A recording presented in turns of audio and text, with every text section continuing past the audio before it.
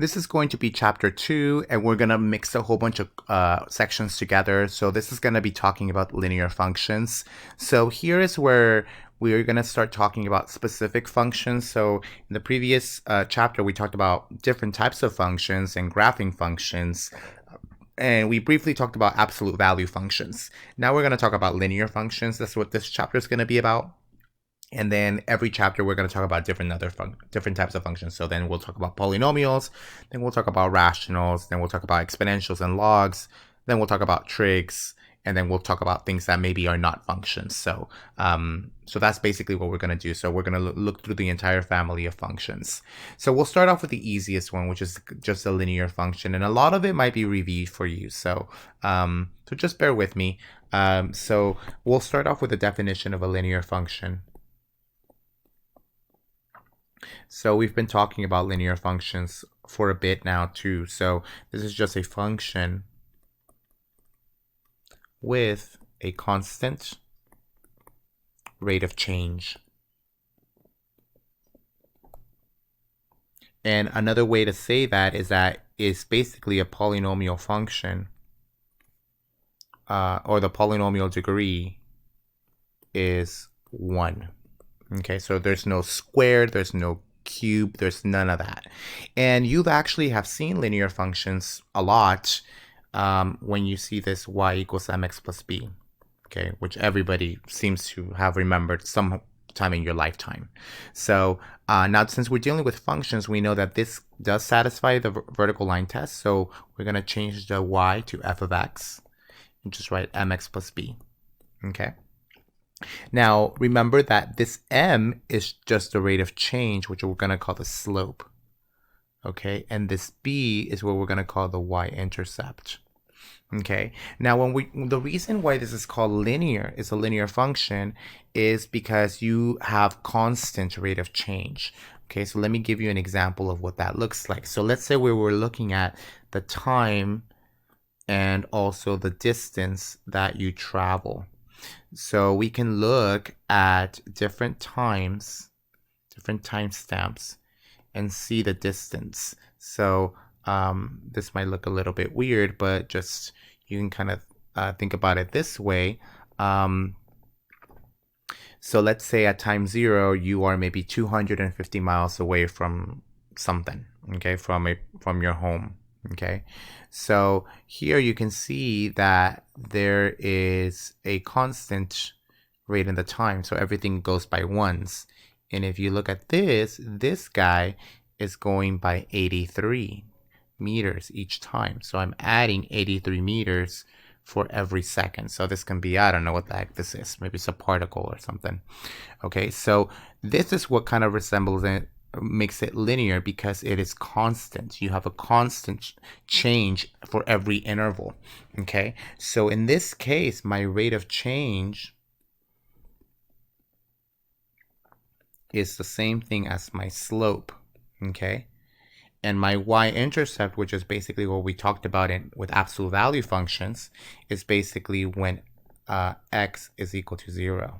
Okay, so the way that we find the slope, we already know how to find the slope. The slope is just going to be y2 minus y1 over x2 minus x1. So that's kind of what we've said the slope was equal to.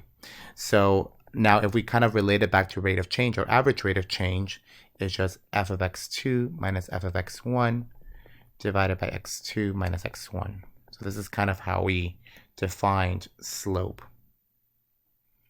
Okay, so let me just bubble this guy.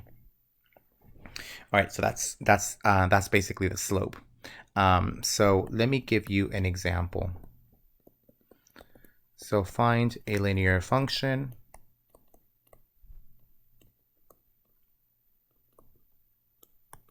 that best models the table above. Okay, so we want to find a linear function that best models the distance and the timetable. So one way that you can do it is you can pick 2 points. So we're assuming that this is going to be my y values and these are my x values. So you can take 33 minus 250 and subtract it from 1 minus 0. So we can do 33, 333 minus 250, and subtract it by 1 minus 0. And you'll see that this actually just gives me 83. Okay, so no surprise there. And then our y-intercept. Well, our y-intercept is when the x is 0, and we know what when the x is 0, which in this case is t, is 250. So if I wanted to write it as y equals mx plus b form, well, y in this case is going to be this d of t, so the distance at time. M in this case is going to be this 83, and then instead of x, we're using t, and then we're writing b. B in this case will be what it was, 250. Okay. So if I wanted to, for any time, assuming that this trend continues, I can try to figure out what the distance is. Now we know that not everything is linear, but this is just the easiest case. Alrighty. Now, one thing that you kind of need to know about linear functions is you have different types of slopes. So you have a slope that goes like this, one that goes like this, one that goes like this, and then one that goes like this. So these are different types of slopes. So this is what we call a positive slope because it's just going upward. So that means that the rate of change is increasing. Here, left to right is going negative. So it's decreasing because the rate of change in this case is decreasing. Here it's constant. Okay, it's a constant slope, and we actually call it a zero slope. Nothing is really changing. Here is undefined. Okay, an undefined slope. Okay.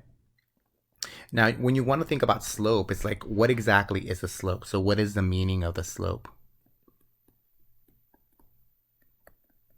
So what is the physical meaning of slope? So we kind of already said it is the average rate of change. So you can kind of think about it as this. So for every 1 unit increase in x, your y value increases by m, which is m in this case is your slope. So this is kind of like the physical meaning of what exactly a slope is. So if you ever take statistics and you do linear regression, or if you've taken statistics, we do a lot of stuff with slope. Okay. So also marginal costs, if you think about marginal costs, if you're an econ person. So so basically this 83, what exactly does this 83 mean? So that means that for every second, the distance traveled is increased by 83 meters or whatever this may be. Okay, that's basically what that means. Okay, so for every second, my distance increases by 83. If it was a negative, then it would be decreasing by 83. Okay, so here what we want to find is how do we find an equation of a line? Okay, so many of you have probably seen this already. So how do you find the equation of a line? There's something called the point slope form, y minus y1 equals m times x minus x1, which basically is a derivation from the slope formula. This is what we call the point slope. Okay, so the point slope formula. Okay, so let's start off, and remember that from the point slope, you kind of want to get into the y equals mx plus b form. This is kind of what we want it as. Okay, later on we can write f of x if you want. Okay, so let's do an example. So this might be a little bit of review for many of you. So write the equation of the line with slope -2 passing through -2, 2. Okay, so there really is not much to this problem. All you got to do is just plug it in. So if you write down the point slope formula, you have y minus y1 equals m times x minus x1. So here if you think about the point, this is just x1, y1, and this guy's just m. So we're gonna just plug in everything in there. So there was y minus 2, and in this case it's negative 2, x minus x1, that's just negative 2. Okay, and now let's just change this to y equals mx plus b form. So you have y minus 2 equals negative 2, x, a negative and a negative give me a positive 2. I'm going to distribute this out. You have y minus 2 equals negative 2x minus 4. Let me add the 2 over. So you get that y is equal to negative 2x minus 2. Okay, and that is my solution. Okay, so this problem was really simple in the sense that you had to just plug stuff in there. So there wasn't really much to it. Okay, so now let's do something that's a little bit more complex. So let's say we want to find the equation of the line.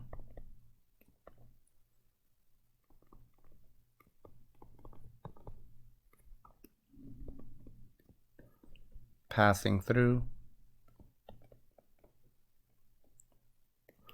the points negative 2 comma 3 and 4 comma I don't know 2. Okay, so what is the equation of the line that passes through these 2 points? So if I were to think about this graphically, you have 2 points in space and you want to find what line would go, what line would go through both of these points if I had it. Okay, what would be that line? Okay, so the first thing to kind of think about is that you have 2 different points, and you want to be able to do the formula y minus y1 equals m times x minus x1. So the first thing that we kind of need, because we already have the points, we can choose y1 and x1 to be whatever we want, because it has to be they have to be on the line. So how do we find the slope? How do we find this m? Well, we know that m is just the average rate of change, so it's just y2 minus y1 over x2 minus x1. Now in this case, it doesn't matter which one is x1 or y1. So I'm going to just say this is x1, y1, x2, y2. Okay, so let me just plug that in there. So you're going to have 2 up here, 4 down here, 3 up there, and negative 2 down here. It's going to be positive.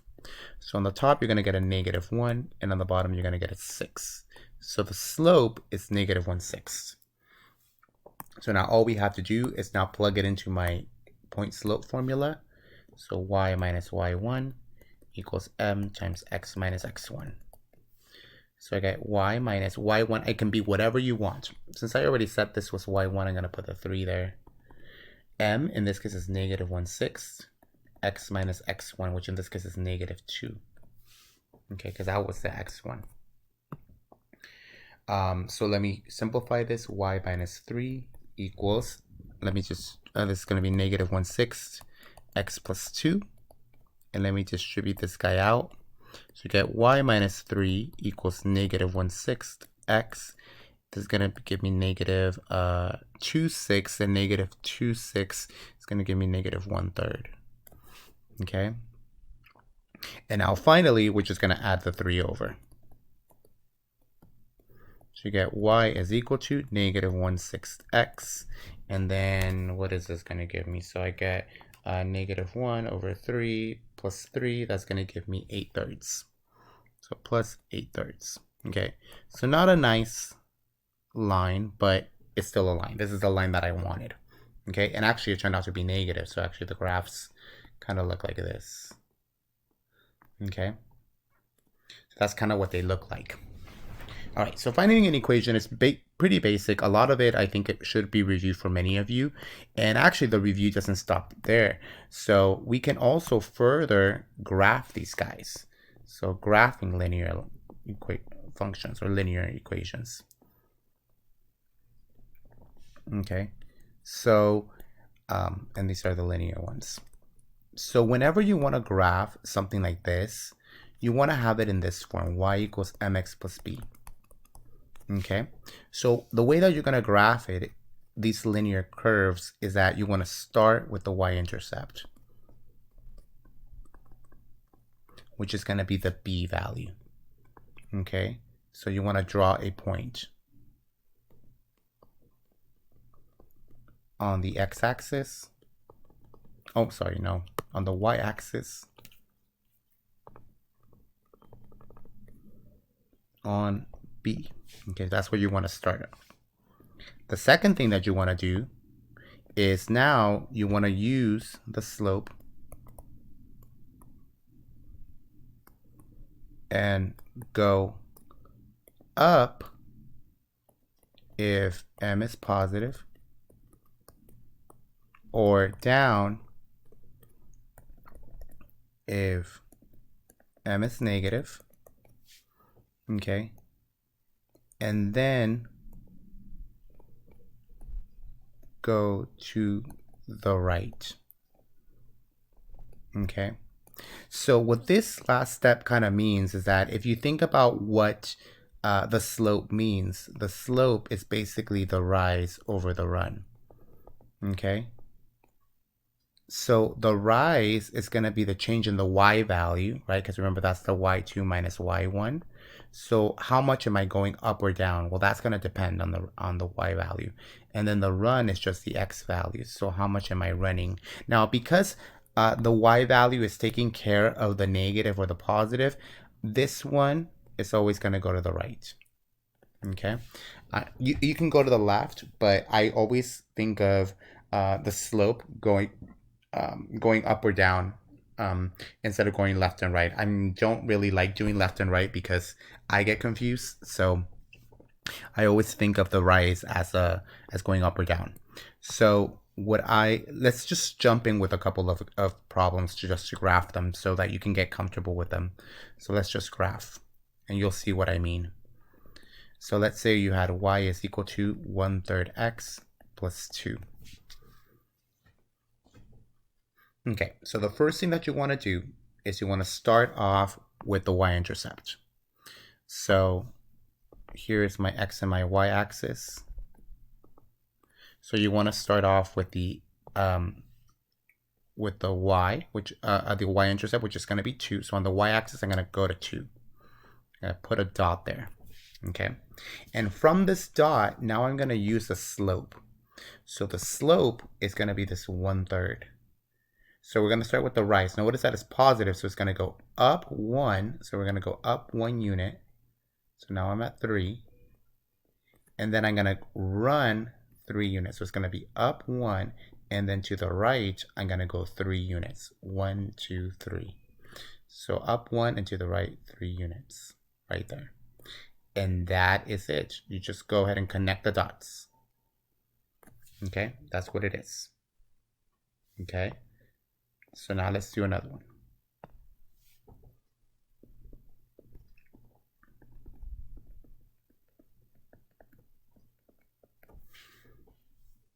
Okay, so what would this one be?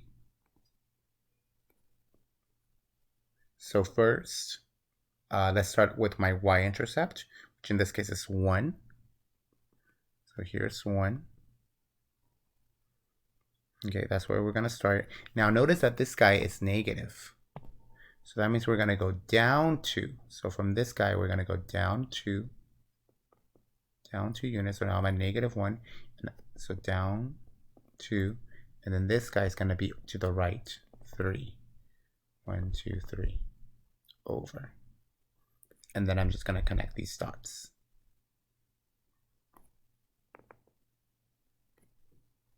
Okay, there you go. Let's do one more. Let's say you had y is equal to 2x minus 4. Okay, so let's start off with the y-intercept. The y-intercept in this case is going to be equal to -4. So 1, 2, 3, 4. Now notice here that you only have a 2, but you can always write a 2, the slope, as 2/1. So that means that this 2 is positive, so that means it's going up 2. I'm going to go up 2 units. So now it's at -2. And then I'm going to go to the right 1 unit. 1 unit over. So it's going to be right there. So this graph looks like this. So that's how the graph looks like. So graphing these guys are not too bad. Hopefully this review was good and useful and you hopefully remembered it.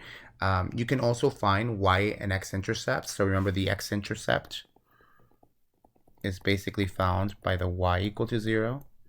And the y-intercept is found by setting x equal to 0. So you can still find the x and y-intercepts, just like we did with absolute values. So, but another way that you can do it is just doing it this way as well.